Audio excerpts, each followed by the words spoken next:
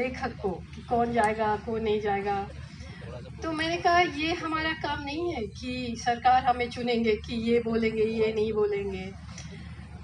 इसीलिए जितना भी छोटा जुट है हम, जब हमारा प्रिंसिपल सही है, क्लियर है, तभी कुछ ढंग का काम भी होगा। लेकिन ये भी मैं कहना चाहती हूँ कि हम अपने आप को प्रगतिशील तब तक नहीं कह पाएंगे जब तक इस मंच में औरत बैठे होंगे, दलित बैठे होंगे, आदिवासी बैठे होंगे। ऐसा नहीं है कि जैसे जैसे आजकल शाहीन बाग के बारे में भी बोलते हैं लोग, हमारी माँ और बहन और बेटी बैठे हैं, लेकिन हम आदमियों के बारे ऐसा नहीं बोलते ना कि हमारे बाप और बेटे बैठे हैं। तो हम किसी के माँ बहन नहीं है, हम अपने हैं, हम काम करने वाले हैं, हम इनकलाब करने वाले हैं। और अपना अब ये आने वाला आंदोलन औरतों का आंदोलन होगा, दलितों का आंदोलन होगा, मुसलमान के आंदोलन होगा, माइनॉरिटीज़ के, दलित के। मैं लंदन में इसलिए गई थी, मैं बस 4-5 दिन के लिए थी वहाँ पे, क्योंकि वहाँ पे बहुत साल पहले, 2-3 साल पहले मुझे ट्रिनिटी कॉलेज नाम का एक कॉलेज है कैम्ब्रिज में, उन्होंने एक इंग्लिश लिटरेचर के बारे में एक लेक्चर के लिए बुलाया था। बहुत ही अहम और बहुत ही इम्पोर्टेंट लेक्चर है, और उसको लिखने में मैंने बहुत टाइम लिया, और मैं उसका कुछ हिस्सा आपको पढ़ के सुनाना चाहती हूँ। अंग्रेज़ी में है, मैं कोशिश करूँगी उसको मेरी खराब केरला वाले हिंदी में ट्रांसलेट करूँगी भी। लेकिन इस लेक्चर का नाम था द ग्रेवयार्ड टॉक्स बैक, मतलब कब्रिस्तान वापस बोल रहा है, और उसका सबटाइटल था fiction in the time of fake news. मतलब इस ज़माने में फिक्शन लिटरेचर लिखना बनाना क्या चीज़ है। तो इसका कॉन्सेप्ट ये था, मैं कब्रिस्तान, आप लोगों को पता ही है कि जब भी यहाँ पे मतलब दंगा होता, दंगा का शब्द मुझे अच्छा नहीं लगता क्योंकि दंगे में 2 साइड शामिल होते हैं, लेकिन यहाँ पे हमेशा एक छोटा सा पोग्राम या जेनोसाइड होते हैं। तो हिंदुत्ववादी लोग क्या चिल्लाते हैं कि मुसलमान का एक ही स्थान, कब्रिस्तान या पाकिस्तान। तो इस लेक्चर में मेरा जो थीम था, कॉन्सेप्ट था कि in the age of Hindu fascism the Muslim graveyard is the new ghetto. जैसे नाज़िज़्म में जूस को गेटो में थे ना, और यहाँ पे जैसे दिल्ली जैसे बड़े शहर में कब्रिस्तानों में भी गरीब लोग रहने लगे हैं, क्योंकि उनको नॉर्मल स्पेसेस से मतलब रिमूव किया गया है, या मुसलमान लोग साथ साथ रहते हैं क्योंकि आजकल इतना डर है कि क्या होगा। So I just read out a paragraph here. Graveyards in India are for the most part Muslim graveyards, because Christians make up a minuscule part of the population, and as you know, Hindus and most other communities bury their dead. The Muslim graveyard, the Qabristan, has always loomed large in the imagination and rhetoric of Hindu nationalists. मुसलमान का एक ही स्थान, कब्रिस्तान या Pakistan, is among the more frequent war cries of the murderous, sword-wielding militias and vigilante mobs that have overrun India's streets. As the Hindu right has taken almost complete control of the state as well as the non-state apparatus, the increasingly blatant social and economic boycott of Muslims has pushed them down the ladder and made them more unwelcome in secular public spaces and housing colonies. For reasons of safety as well as necessity in urban areas, many Muslims, including the elite, are retreating into enclaves that are often hatefully referred to as mini Pakistan. जैसे गुजरात में बहुत जगह में उसको बोलते हैं ना Pakistan. Now in life as in death, segregation is becoming the rule. In cities like Delhi, the homeless and destitute congregate in shrines and around graves and graveyards, which have become resting places not just for the dead, but for the living too. I will speak today about the Muslim graveyard, the Kabristan, as the new ghetto, literally as well as metaphorically, of the new Hindu India, and about writing fiction in these times. In some senses, the Ministry of Utmost Happiness, जो मेरी novel है, अपार खुशी का घराना. My novel, published in 2017, can be read as a conversation between two graveyards. One, a graveyard where Anjum, born as a boy to a Muslim family in the walled city of Delhi, makes her home and gradually builds a guest house, the Jannat guest house, where a range of people come to seek shelter. The other, the ethereally beautiful valley of Kashmir, which is now, after 30 years of war, covered with graveyards.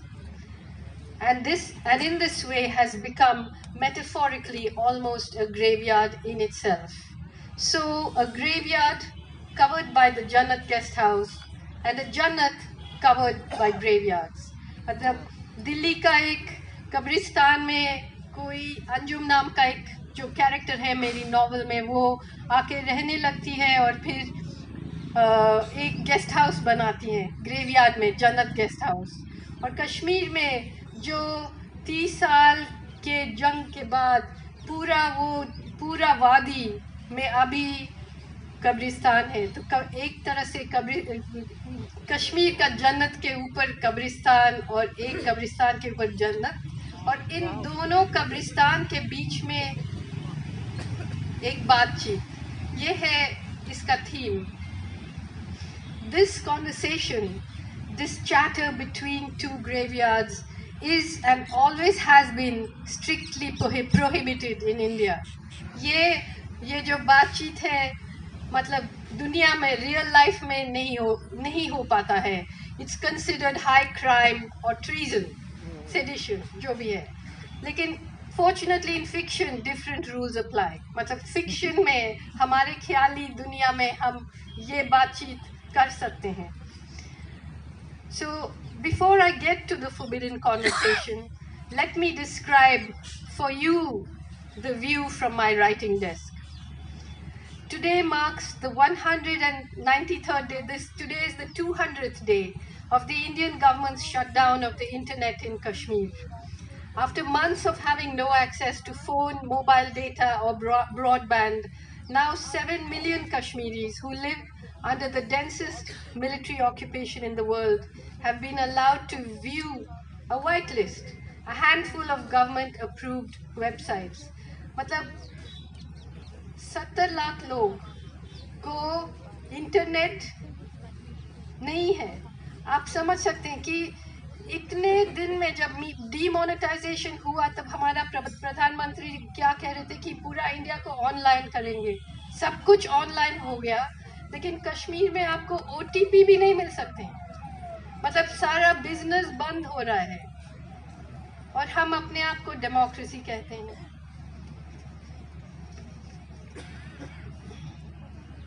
Meanwhile, the Indian government has passed a new citizenship law that, even if intricately constructed, is blatantly discriminatory against Muslims. This is for the Rashtriya Swayamsevak Sangh, the wellspring of Hindu nationalism and the parent of Modi's Bharatiya Janata Party, what Germany's 1935 Nuremberg laws were to the Third Reich. Germany में 1935 में Nuremberg laws पास किया था. उसमें क्या था कि Hitler का सरकार ने बताया कि हम बताएंगे कि कौन नागरिक है, कौन नागरिक नहीं है, और वो आपको प्रूव करने के लिए हम बताएंगे कि कौन सा डॉक्यूमेंट आप तय करेंगे, आप हमें दिखाएंगे. तो ये ऐसा में हो चुका है. अभी तो 20 लाख लोगों को NRC से हटा दिया है, और ये जो कानून है पूरा एंटी मुस्लिम है, लेकिन उसका इम्प्लीमेंटेशन सबसे पहले एंटी वुमन है, दूसरा एंटी आदिवासी, एंटी दलित. क्योंकि कागज तो किसी के पास नहीं है, हमारे पास भी नहीं है। मेरा पिताजी का फैमिली तो बांग्लादेश से है। मैंने अपना पिताजी को 1 साल के बाद, मेरी 1 साल की उम्र में दोनों अलग हो गए थे, मैंने देखा नहीं।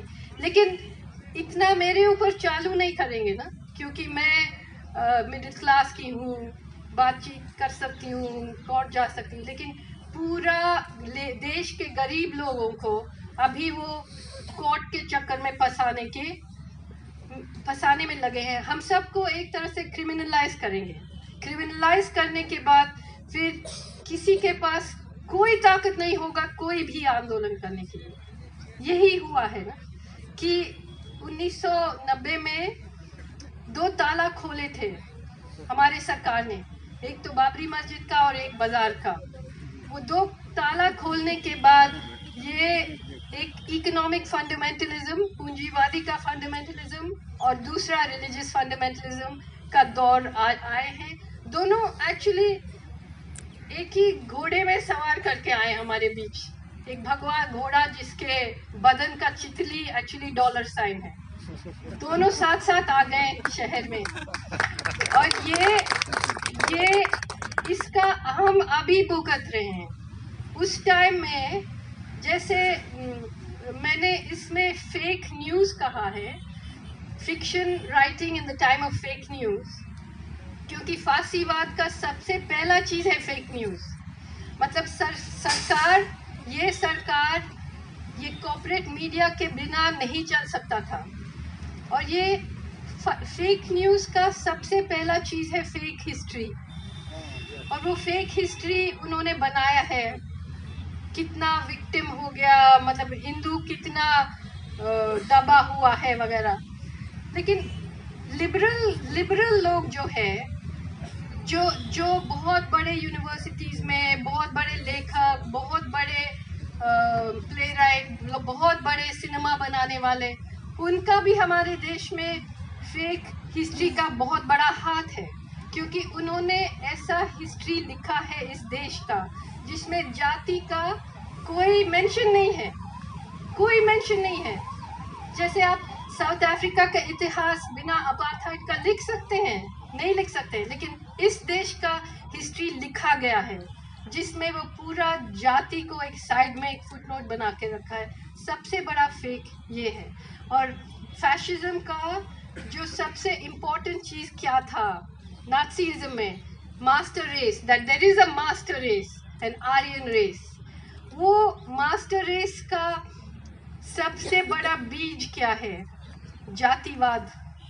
क्योंकि जातिवाद में लोग मानते हैं कि ब्राह्मण उधर है, दलित इधर है, बीच में हमारे सबका एक हायरार्की है और वो भगवान ने बनाया हुआ है। That is fascism. Caste is fascism. वहाँ से शुरू होता है ये सब। तो हमारा सोसाइटी फैशिज्म को एक्सेप्ट करने के लिए तैयारी हजारों साल से है, और सारा सांप्रदायिकता के बीच में जाति का बीज है। तो ये सब झूठ हम जब तक चैलेंज नहीं करेंगे तब तक हम अपने आप को प्रगतिशील नहीं बना सकते। जैसे मैंने इनको बोला था, आप पैरेलल लिटरेरी फेस्टिवल हमें क्यों कह रहे हैं? तब हम उनको मेन स्ट्रीम बना रहे हैं ना, तो पैरेलल नहीं कहते हैं। तब ये आइडिया आया कि हम पीपल्स लिटरेरी फेस्टिवल कहेंगे। लेकिन फैशिज्म पीपल चला रहे हैं अभी, सिर्फ सरकार नहीं चला रहे, और पीपल को, जनता को तय कर रहे हैं। जैसे अभी आपने सुना होगा ना, एक उबर ड्राइवर ने एक लड़का जो अपने पैसेंजर था वो दफली लेके बैठा था, फोन में बात कर रहे थे, और ये उबर ड्राइवर मुंबई में सीधा इस लड़के को पुलिस थाने में पहुंचा दिया और उसको कहा पुलिस के सामने कि तुम शुक्र करो कि तुमको हम खत्म नहीं किया कहीं ले जाके। और बीजेपी ने इसको इनाम दिया ड्राइवर को। मतलब वो अपने बीच में पीपल को भी तैयार कर रहे हैं इन्फॉर्मर बनने के लिए, एक दूसरे के लिए चुगली करके लोगों को अंदर डालने के लिए। तो जब हम एक किस्म का अन्याय कश्मीर से लेके बस्तर के अंदर से लेके जातिवाद में हम लोग एक किस्म का अन्याय स्वीकार करने के लिए तैयार है, और सिर्फ जब अपना कुछ हो जाते तब लड़ने के लिए तैयार है। वो इनकलाब नहीं होता है। इनकलाब तब होता है जब हम एक दूसरे के साथ न्याय के लिए लड़ते हैं। जब सिख लोग आ जाते हैं, जब कॉमरेड लोग पंजाब से शाहीन बाग आ जाते हैं, उसको कहते हैं इनकलाब। जब मुसलमान दलित के लिए लड़ते हैं, जब दलित आदिवासी के लिए लड़ते हैं, जब हम लोग सब बस्तर के जंगल में जाके बोलते कि आप ये नहीं कर सकते हैं, आप ये बांध नहीं बना सकते हैं, उसको कहते हैं इनकलाब। सब्जेक्ट वाइज इनकलाब नहीं होता है, सब्जेक्ट वाइज इनकलाब नहीं होता है, इशू बेस्ड इनकलाब नहीं होता है। एक विजन होना चाहिए। तो पूंजीवाद और सांप्रदायिकता दोनों अलग चीज नहीं है। वो प्रेमी है, साथ साथ नाचते हैं, शादी किया हुआ है। तो ये सब को देख के हमें लड़ना पड़ेगा। और ये चीज़ इंडिया में कोई कहने के लिए तैयार नहीं है, लेकिन मैं कह रही हूँ कि जब आप कश्मीर में जो अपना नाम में किया जा रहा है काम, in our name, in the name of democracy जो किया जा रहा है, वो लड़ाई हम इसीलिए नहीं जीत पाएंगे क्योंकि वो हमें हमारे अंदर एक व्हाट डू यू से, इट्स मेकिंग अस रॉटन। हम अंदर से सड़ रहे हैं। कश्मीर के नाम में पूरा इंडिया कश्मीर बन रहा है। पूरा इंडिया का एक एक इंस्टीट्यूशन सड़ के खराब हो रहा है। तो हमें, जब हम न्याय के बारे में सोचते हैं, तब सबके बारे में सोचना पड़ेगा, सिर्फ अपने बारे में नहीं। इनकलाब जिंदाबाद।